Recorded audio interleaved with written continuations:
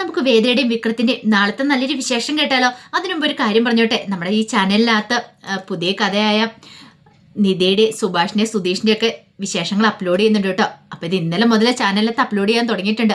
അപ്പൊ അത് കാണാൻ താല്പര്യമുള്ളവർ കയറി കാണാൻ ശ്രമിക്കണം കേട്ടോ. അങ്ങനെ നമുക്ക് നമ്മുടെ വിശേഷത്തിലേക്ക് പോയാലോ? നാളത്തെ വിശേഷത്തില് വിക്രത്തിന് കൊടുക്കാനായിട്ട് ഒരു സ്പെഷ്യൽ പായസമൊക്കെ വേദയും ശ്രീജൻ ചേർന്ന് തയ്യാറാക്കി. അതിനകത്ത് ഉറക്കഗുളിയൊക്കെ പൊടിച്ചിട്ട് കഴിഞ്ഞപ്പോൾ നന്ദിനി അങ്ങോട്ടേക്ക് വരുന്നേ. നന്ദിനിക്ക് ആ പായസം വേണമെന്ന് പറഞ്ഞു ഒരേ നിർബന്ധം. അങ്ങനെ ഇപ്പൊ നിന്റെ ഭർത്താവിന് മാത്രം കൊണ്ടേ കൊടുക്കണ്ട, ഞാൻ പായസം കുടിച്ചാൽ എന്താ കുഴപ്പം, എനിക്കും വേണമെന്ന് പറഞ്ഞ് നന്ദിനി എന്ത് ചെയ്തു, പെട്ടെന്ന് ആ പായസം എടുത്ത് അങ്ങോട്ട് കുടിക്കാൻ രംഗുക. ശ്രീജൻ വേദയൊക്കെ തടഞ്ഞു. ഉറക്കഗുളിയെ പൊടിച്ചിട്ടിരിക്കുന്ന പായസമല്ലേ. പക്ഷെ നന്ദിനി അതിന് നിന്നില്ല. നന്ദിനി അതും കൂടെ കുടിച്ചു. എന്നോടാ കളി എന്നും പറഞ്ഞിട്ട് നന്ദിനി അങ്ങോട്ട് പോകുമ്പോഴത്തേനും വേദ ശ്രീജയോട് പറഞ്ഞു, ഇനിയിപ്പം നമ്മൾ എന്ത് ചെയ്യും? ശ്രീജ പറഞ്ഞു, ഇനിയിപ്പോൾ ഒന്നേ തൊട്ട് ഉണ്ടാക്കേണ്ടതായിട്ട് വരും പായസം. അത് കുടിച്ചിട്ട് പോയില്ലേ? ശരിയാ. നന്ദിനി അടുത്തിയുടെ കാര്യം ഓർത്തിട്ടാ. നന്ദിനി അടുത്ത് ഇന്ന് പോത്തുപോലെ കിടന്നുറങ്ങും. വിനായകനോർക്കും എന്ത് സംഭവിച്ചെന്ന്. ആ സമയം നന്ദിനി വലിയ ആള് കളിച്ചിട്ട് മുറിയിലേക്ക് ചെന്നു. മുറി ചെന്ന് വിനായകൻ ചോദിച്ചു, നീ ഇത് എവിടെ പോയതായിരുന്നു നന്ദിനി? അടുക്കളയല്ലേ ആ ശ്രീജ അടുത്തി വേദയും കൂടെ പായസം ഉണ്ടാക്കുന്നു. പായസമോ? അതെ, പായസം ഉണ്ടാക്കി കുടിക്കുമായിരുന്നു. കുടിയെല്ലാം കഴിഞ്ഞ് വിക്രത്തിനുള്ളത് ഉണ്ടാക്കി കൊടുക്കാൻ തുടങ്ങുമ്പോൾ ഞാൻ വാങ്ങിച്ചു. അങ്ങനെ ഇപ്പൊ വിക്രത്തിന് മാത്രമായിട്ട് കൊടുക്കണ്ടല്ലോ. എന്നിട്ടോ ഒരു ഗ്ലാസ് പായസം ഉണ്ടായിരുന്നു, അത് ഞാൻ അങ്ങോട്ട് കുടിച്ചു. നീ ആള് കൊള്ളാലോ. പിന്നല്ലേ, ഒരു ഗ്ലാസ് അല്ലേ ഉണ്ടായിരുന്നുള്ളൂ, അതെനിക്ക് മാത്രം കുടിക്കാനേ ഉണ്ടായിരുന്നുള്ളൂ. അതുകൊണ്ടാ വിനായേട്ടന് തരാത്തെ. അങ്ങനെ ഇപ്പൊ അവരെ മാത്രം അങ്ങോട്ട് കുടിപ്പിക്കണമെന്ന് ഞാനും വിചാരിച്ചു. അല്ല, വിക്രത്തിന് മാത്രം എന്താ പ്രത്യേകത ഇരിക്കുന്നേ? കുടുംബത്തിലാകുമ്പോ എല്ലാവർക്കും കൊടുക്കണ്ടല്ലേ എന്നൊക്കെ പറഞ്ഞുകൊണ്ട് ഭയങ്കരമായിട്ട് നന്ദിനി ഇങ്ങനെ പറഞ്ഞോണ്ടിരിക്കുക. വിനായൻ പറഞ്ഞു, പായസം അല്ലേ, ഉണ്ടാക്കി കൊടുക്കട്ടെ.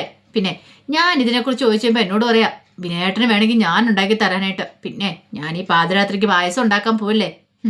അല്ലെങ്കിൽ നീ എന്തേലും കയറി തയ്യാറാക്കുവോ? ആ ശ്രീജാടത്തി അമ്മ ആരെങ്കിലും തയ്യാറാക്കിയാലല്ലേ ഉള്ളൂ. ഇനിയിപ്പം എന്നെ കുറ്റം പറഞ്ഞണം. എന്താണെന്നറിയത്തില്ല, ഇന്ന് നല്ല ക്ഷീണം തോന്നുന്നുണ്ട്, ഒന്ന് കിടക്കട്ടെ എന്നും പറഞ്ഞുകൊണ്ട് നന്ദിനി കട്ടിലേക്ക് കയറി കിടന്നു. നന്ദിനി കട്ടിലേക്ക് കയറി കിടന്ന് ഇത്തിരി സമയം കഴിഞ്ഞപ്പോഴത്തേനും നന്ദിനി അങ്ങോട്ട് കൂർക്കം വലിച്ച് കിടന്ന് ഉറങ്ങാൻ തുടങ്ങി. വിനായനോർത്ത് ഇവൾക്കിത് എന്തോ പറ്റി, എന്തോ ക്ഷീണമാണെന്ന് പറഞ്ഞു. ആ സമയം വേദേ ശ്രീജയും കൂടെ അടുക്കളയിലെ വേറെ പായസം തയ്യാറാക്കുക. കാരണം ആ പായസം വിക്രത്തെ കുടിപ്പിച്ചാൽ മാത്രമേ വിക്രം ഇന്ന് വീട്ടിലിരിക്കുള്ളൂ. അല്ലേ രാത്രിയിൽ തേറാട്ട് ശ്രീധരനെ പൊക്കാനായിട്ട് പോകും. 2 ദിവസത്തേനെ പുറലോകം കാണിക്കില്ലെന്നാണ് പറഞ്ഞിരിക്കുന്നത്. ശ്രീനിവാസിന് വേണ്ടിയിട്ടാണ് ഈ പരിപാടി വിക്രം ചെയ്യുന്നത്. ശ്രീനിവാസൻ എന്ത് പറഞ്ഞാലും അത് അപ്പാടി വേദല്ല വിക്രം അനുസരിക്കുകയും ചെയ്യുമല്ലോ. അത് ഒഴിവാക്കാൻ വേണ്ടിയിട്ടാണ്. ഒരുപക്ഷെ അയാളെയൊക്കെ പൊക്കിക്കൊണ്ട് പോയിട്ടുണ്ടെങ്കിൽ, കേസ് കൊടുത്തിട്ടുണ്ടെങ്കിൽ വിക്രം വീണ്ടും അകത്താവും. പിന്നെ കേസായി കൂട്ടമായി എത്ര പറഞ്ഞാലും വിക്രത്തിന് തലയിലേക്ക് കയറില്ല. എങ്ങനെയെങ്കിലും ശ്രീനിവാസിന്റെ പിടിയിൽ നിന്ന് രക്ഷിച്ചല്ലേ മതിയാവുള്ളൂ. അപ്പം അതിന് വേണ്ടിയിട്ടാണ് വേദ ശ്രീജയോട് പറഞ്ഞിട്ട് ഈ കാര്യങ്ങളൊക്കെ ചെയ്യുന്നത് പോലും. ഒടുവിൽ പായസം തയ്യാറാക്കി, പെട്ടെന്ന് തന്നെ തയ്യാറാക്കി. അതിന് വേദ ശ്രീജയോട് പറഞ്ഞു, ശ്രീജ അടുത്ത് തന്നെ കൊണ്ടു കൊടുത്താൽ മതി. ഒരു കാര്യം ചെയ്യാം, ഞാൻ ആ മുറിയിലേക്കല്ല, അല്ലെങ്കിൽ ചിലപ്പം വിക്രത്തിന് എന്തെങ്കിലും സംശയം തോന്നിയാലോ. അങ്ങനെ വേദ മുറിയിലേക്ക് വന്നു. വേദ മുറിയിലേക്ക് വന്നപ്പോൾ വിക്രം അവിടെ ഉറങ്ങാതിരിക്കുന്നുണ്ടായിരുന്നു. കാരണം ഇന്ന് രാത്രി ഉറങ്ങാൻ പറ്റില്ല, പോകാനുള്ളതല്ലേ ശ്രീധരനെ പൊക്കാനായിട്ട്. വേദ എന്ന് കഴിഞ്ഞപ്പോഴത്തേനും വിക്രം എന്താ നിനക്കെന്താ രാത്രി ഉറക്കമൊന്നുമില്ലേ? അതിന് ഉറങ്ങാൻ സമയമൊന്നും ആയില്ല വിക്രം. പിന്നെന്താ?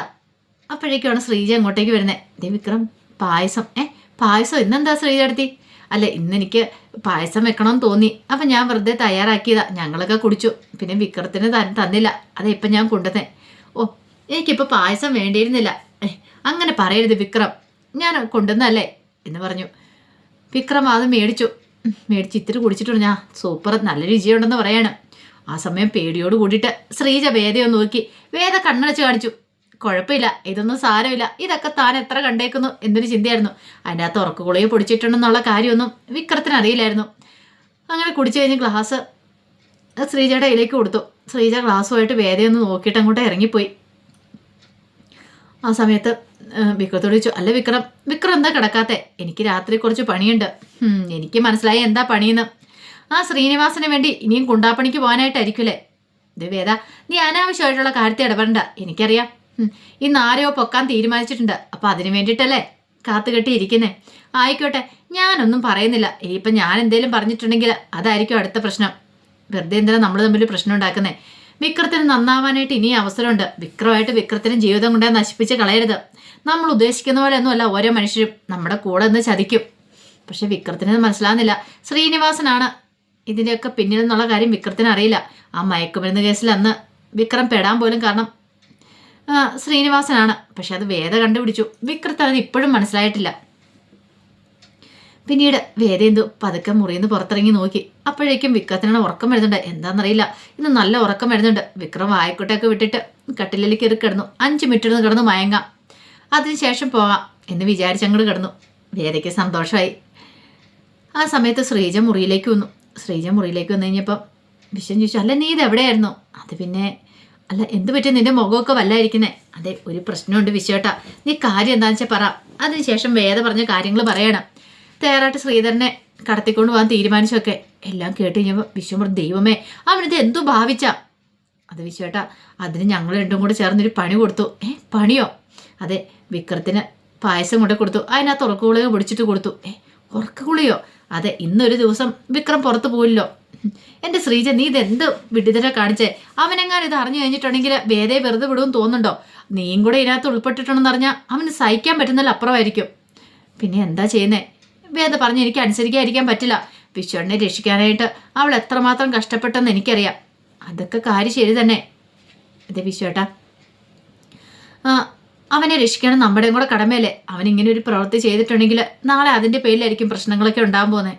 അപ്പോൾ ഒന്ന് ആലോചിച്ച് നോക്കിയേ, അവൻ വീണ്ടും കോടതിയും ജയിലുമായിട്ട് നടന്നെങ്കിലോ? എങ്ങനെയെങ്കിലും അവനെ രക്ഷിക്കാൻ പറ്റുന്ന ഒരു അവസരം നമ്മൾ ഒരിക്കലും പാഴാക്കി കളയരുത്. ഒടുവിൽ വിശ്വം പറഞ്ഞു, ഇനിയിപ്പം നേരം വെളുത്ത് കഴിയുമ്പോൾ അറിയാം ബാക്കി എന്താന്ന്. അപ്പോഴേക്കും വേദ പുറത്തേക്ക് ഇറങ്ങി വന്നപ്പം ശ്രീജ അങ്ങോട്ട് വന്നു. ശ്രീജ വന്നിട്ട് ചോദിച്ചു, പ്രശ്നമാവോ വേദേ? എന്ത് പ്രശ്നം? ഒരു പ്രശ്നവും സംഭവിക്കില്ല. ശ്രീജ എടുത്ത് ധൈര്യമായിട്ടിരിക്കുക. നമുക്കൊന്നും അറിയത്തില്ല, നമ്മളൊന്നും കണ്ടിട്ടും കേട്ടിട്ടും ഇല്ല. അതിനുശേഷം വേദ മുറിയിലേക്ക് വന്നപ്പോൾ വിക്രം നല്ല പോത്തുപോലെ കിടന്നുറങ്ങണോ, കൂർക്കം വലിച്ച് കിടന്നുറങ്ങുക. ഉറങ്ങുന്ന ഉറക്കം കണ്ടില്ലേ, കിടന്നുറങ്ങട്ടെ എന്നൊക്കെ പറയണം. അപ്പോഴേക്കും വിക്രത്തിന് ഫോൺ ബെല്ലടിച്ച് ടേബിളിൽ ഇരുന്നിട്ട് ഫോൺ ബെല്ലടിക്കുന്നുണ്ടല്ലോ. ആ സമയത്ത് വേദ പുറത്ത് വണ്ടിയുടെ ശബ്ദം കേട്ടു. നോക്കിക്കഴിഞ്ഞപ്പം ഒരു കാർ കൊണ്ട് നിർത്തിയിരിക്കുന്ന കണ്ടു. അതിനകത്ത് ആരൊക്കെയോ ഇരിക്കുന്നതും കണ്ടു. വേദയ്ക്ക് മനസ്സിലായി വിക്രത്തെ വിളിക്കാൻ വന്നാന്ന്, വിക്രത്തെ കൂട്ടിക്കൊണ്ട് പോകാൻ വന്നാന്ന്. വേദ പതുക്കെ ഫോൺ പോയി സൈലൻ്റ് ആക്കി ഇട്ടു. അപ്പോൾ അവന്മാരെന്ത് ചെയ്യുവാണ്? ശ്രീനിവാസന്റെ വേറെ ഗുണ്ടകൾ, വിക്രത്തോടൊപ്പമുള്ള ഗുണ്ടകൾ വന്നിട്ട് വിക്രത്തെ വിളിച്ചുകൊണ്ടിരിക്കുക. പക്ഷെ വിക്രം കോൾ എടുക്കുന്നില്ല. അപ്പോഴേക്കും ഒരുത്തൻ പറഞ്ഞു, ഇതെന്ത് പറ്റി അവൻ കോൾ എടുക്കാത്തെ? എന്താണെന്നറിയില്ലല്ലോ, എന്തെങ്കിലും പ്രശ്നം ഉണ്ടായിരിക്കോ? അറിയില്ല, വിളിച്ചിട്ട് കിട്ടുന്നില്ല. പക്ഷെ നമുക്ക് തന്നെയായിട്ട് പോയിട്ടൊന്നും ചെയ്യാൻ പറ്റില്ലല്ലോ, വിക്രം കൂടെ വേണമല്ലോ. അങ്ങനെ അവന്മാർ തിരികെ പോയി. ആ സമയം വേദയ്ക്ക് സന്തോഷമായി. ഇന്നത്തെ അങ്ങനെ പ്ലാനുകളൊക്കെ പൊളിഞ്ഞു. ഇന്നത്തെ ദിവസം രക്ഷപ്പെട്ടു. ഈ സമയം അവന്മാർ പോയിട്ട് ശ്രീനിവാസനെ വിളിച്ചിട്ട് പറഞ്ഞു, വിക്രത്തിനെ വിളിച്ചിട്ട് ഫോൺ എടുക്കുന്നില്ലെന്നോ? ഇന്ന് വരെ അങ്ങനെ വരുന്നല്ല. വിക്രം ഒരു കാര്യം പറഞ്ഞിട്ടുണ്ടെങ്കിൽ അത് കൃത്യമായിട്ട് നടപ്പാക്കുന്നവനാ. പിന്നെ പെട്ടെന്ന് ഇത് എന്തു പറ്റി വിക്രത്തിന് എന്നൊരു ചിന്ത ശ്രീനിവാസന്റെ മനസ്സിലുണ്ട്. പിറ്റേ ദിവസം നേരം വെളുത്ത് കഴിഞ്ഞിട്ടാണ് വിക്രം കണ്ണു തുറക്കുന്നത്. കണ്ണു തുറന്ന് എഴുന്നേറ്റ് കഴിഞ്ഞപ്പോഴാണ് വിക്രം പെട്ടെന്ന് നോക്കുന്നു. അയ്യോ, ഇന്നലെ താൻ ആ ശ്രീധരനെ പൊക്കാൻ പോകേണ്ടതായിരുന്നല്ലോ എന്ന്. ഒരു നിമിഷം വിക്രം ഞെട്ടിപ്പോയി. താൻ കിടന്ന് ഉറങ്ങിപ്പോയോ എന്നൊരു ചിന്തയൊക്കെ മനസ്സിലുണ്ടായിരുന്നു. തനിക്ക് എന്ത് പറ്റിയെന്ന് പോലും അറിയത്തില്ല. അങ്ങനെ വിക്രം പോയി ഫോൺ എടുത്ത് നോക്കിക്കഴിഞ്ഞപ്പോൾ അതിനകത്ത് കുറേ മിസ് കോൾ കൊടുക്കുന്നു. താൻ എന്നിട്ട് അതൊന്നും അറിഞ്ഞില്ലല്ലോ. അപ്പോഴേക്കുമാണ് ശ്രീനിവാസന്റെ കോള് വരുന്നത്. സാറും തന്നെ വിളിച്ചിട്ടുണ്ടായിരുന്നു. വിക്രം പെട്ടെന്ന് കോൾ എടുത്തു. എന്താണ് വിക്രം, നിന്നെ ഇന്നലെ എത്ര വട്ടം വിളിച്ചു, നീ എന്താ കോൾ എടുക്കായിരുന്നേ? അയ്യോ സാർ, ഞാനിത് അറിഞ്ഞില്ലായിരുന്നു, ഫോൺ സൈലൻ്റ് ആയിട്ട് ഇരിക്കുമായിരുന്നു. അല്ല, നീ എന്തൊക്കെയോ പറയുന്നത് കേട്ടായിരുന്നല്ലോ ഇന്നലെ. അത് ഞാനങ്ങനെ പോകണമെന്ന് വിചാരിച്ചിരുന്ന, പക്ഷേ എങ്കിലും ഞാൻ കിടന്ന് ഉറങ്ങിപ്പോയി സാറേ. ഇപ്പം നേരം വെളുത്ത് കഴിഞ്ഞപ്പോഴാണ് കണ്ണു തുറന്നേ. ഉറങ്ങിപ്പോയെന്നോ? നീ എന്ത് വർത്താനാ വിക്രം പറയണേ? അപ്പോഴേക്കും വിക്രം പറഞ്ഞു, എനിക്ക് എന്താ സംഭവിച്ചതെന്ന് അറിയില്ല സാറേ. ഞാൻ ഇന്നലെ കിടന്ന, പക്ഷെ പെട്ടെന്ന് എഴുന്നേക്കാൻ ഓർത്ത് കിടന്ന, പക്ഷെ ഞാൻ ഇപ്പോഴാണ് കണ്ണു തുറക്കണേന്ന് പറഞ്ഞു. അപ്പോഴേക്കും ശ്രീനിവാസൻ പറഞ്ഞു, അങ്ങനെയാണെങ്കിൽ മിക്കവാറും നീ ഉറങ്ങിയതായിരിക്കില്ല, നിന്നെ ഉറക്കിയതായിരിക്കും എന്ന് പറയാം. ഉറക്കിയതോ? അതെ, നീ ശ്രീധരനെ തട്ടിക്കൊണ്ട് പോകലെന്ന് വിചാരിക്കുന്ന ആരോ അവിടെ ഉണ്ട്. അവരായിരിക്കും നമ്മുടെ പ്ലാനായിട്ടൊക്കെ അവരറിഞ്ഞു കാണുമായിരിക്കും. മിക്കവാറും നിന്റെ ഭാര്യ വേദയായിരിക്കും എന്ന് പറയണം. അത് കേട്ടതും വിക്രത്തിലൊരു ഞെട്ടലുണ്ടായി. വിക്രം ഒട്ടും പ്രതീക്ഷ കാര്യമായിരുന്നില്ലത്. അങ്ങനെ ഫോൺ വെച്ച് കഴിഞ്ഞിട്ട് വിക്രം വേദയുടെ അടുത്തേക്ക് ചെല്ലുവാണ് ഇത് ചോദിക്കാൻ വേണ്ടിയിട്ട്. അപ്പോൾ അതിൻ്റെ വിശേഷങ്ങളൊക്കെ കാണുന്നത്. ആ വിശേഷങ്ങൾക്കായി നമുക്ക് എല്ലാവർക്കും കാത്തിരിക്കാം കേട്ടോ. ഇനി നാളത്തെ ഫുൾ വിശേഷം വന്നു കഴിയുമ്പോൾ പറയാം ഇതിൻ്റെ പേരിൽ എന്തൊക്കെ പ്രശ്നങ്ങളുണ്ടാവുന്നു. എങ്കിലും വേദ വിട്ടുകൊടുക്കാൻ തയ്യാറാവില്ല. വേദയ്ക്കറിയാം എങ്ങനെയും വിക്രത്തിനെ രക്ഷിച്ചേ മതിയാവുള്ളൂ. അതിന് വേണ്ടിയിട്ട് ജീവൻ കൊടുത്തും പോരാടാൻ തയ്യാറായിട്ടാണ് വേദ ഇരിക്കുന്നത്. അപ്പോൾ ആ വിശേഷങ്ങളൊക്കെ നമുക്ക് എല്ലാവർക്കും കാത്തിരിക്കാം. അതിനു മുമ്പായിട്ട് ആദ്യമായി കാണുന്നവരുണ്ടെങ്കിൽ ചാനൽ ഇഷ്ടപ്പെട്ട ഒന്ന് സബ്സ്ക്രൈബ് ചെയ്യാൻ മറക്കരുത്. വീഡിയോ ഇഷ്ടപ്പെടുവാണെങ്കിൽ ലൈക്ക് ചെയ്യാനും നിങ്ങളുടെ വിലയേറിയ അഭിപ്രായങ്ങളൊക്കെ രേഖപ്പെടുത്താനും മറക്കരുത്. ഒരിക്കൽ കൂടി എല്ലാവർക്കും ശുഭരാത്രി നേർന്നുകൊണ്ട് നിർത്തുന്നു. നന്ദി.